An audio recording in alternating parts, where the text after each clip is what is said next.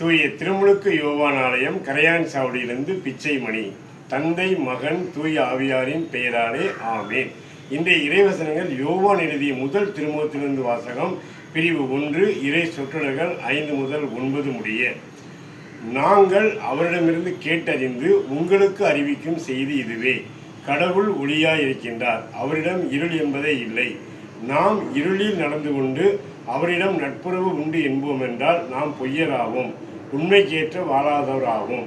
மாறாக அவர் ஒளியில் இருப்பது போல் நாமும் ஒளியில் நடப்போம் என்றால் ஒருவரோடு ஒருவர் நட்புறவு கொண்டிருப்போம்.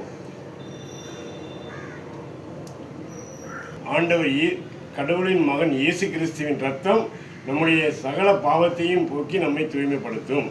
நம்மிடம் பாவம் இல்லை என்போம் என்றால் நாம் பொய்யராகும், உண்மையும் நம்மிடம் இராது.